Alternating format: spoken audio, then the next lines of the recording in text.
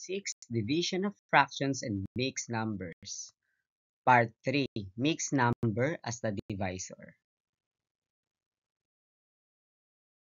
So let us recall the steps in division of fractions and mixed numbers. So we have 1.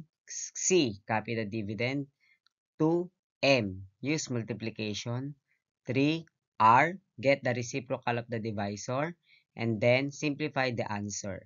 So we have CMR. So yung unang 3 steps yung ating dapat tandaan. Kasi simplify the answer ay dapat naman talagang gawin yon. So we have example number 1. What is the quotient of 1/8 and 1 2/3? So again, we have the word quotient, so we will use division. 1/8 divided by 1 2/3.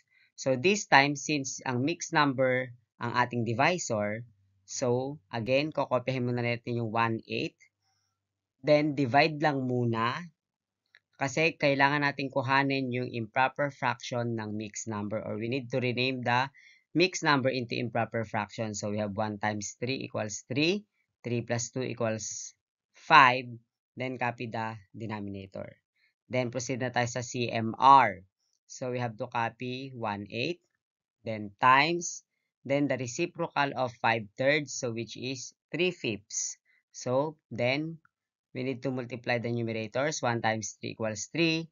And 8 times 5 equals 40. So that is our final answer.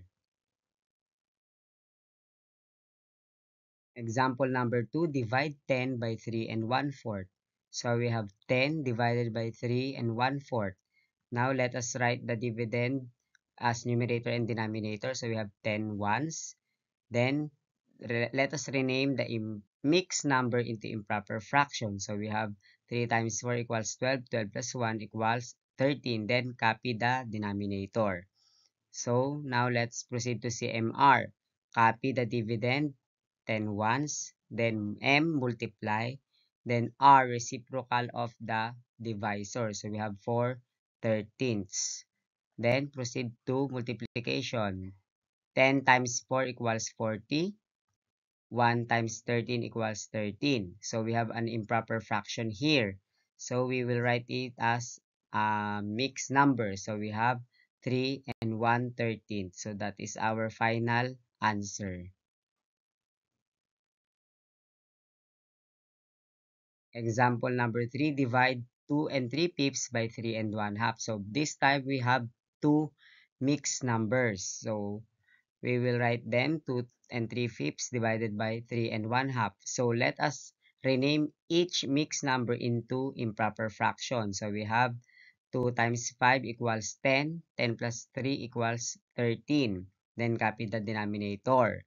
Divided by 3 times 2 equals 6. 6 plus 1 equals 7. Then copy the denominator. So we have renamed our mixed numbers into improper fractions. Then let's proceed to CMR. So copy the dividend, use multiply, then reciprocate the divisor. So we have 2, 7. So proceed to multiplication. 13 times 2 equals 26. 5 times 7 equals 35. So that is our final answer. Example number 4, divide 1 3/4 by 4 and 1/2. So we have 1 3/4 divided by 4 and 1/2. Again, let us rename each mixed number into improper fraction. So we have the first mixed number, 1 times 4 equals 4. 4 plus 3 equals 7. Then copy the denominator. Now let us have the second mixed number. So divided by, then 4 times 2 equals 8. 8 plus 1 equals 9. Then copy the denominator. Then proceed to CMR. So we have 7/4 times 2 nines. Now this time, as we can see, there are numbers or denominators and numerators that can be cancelled. So we have 4 and 2. So let us cancel. 4 divided by 2 is 2. 2 divided by 2 is 1.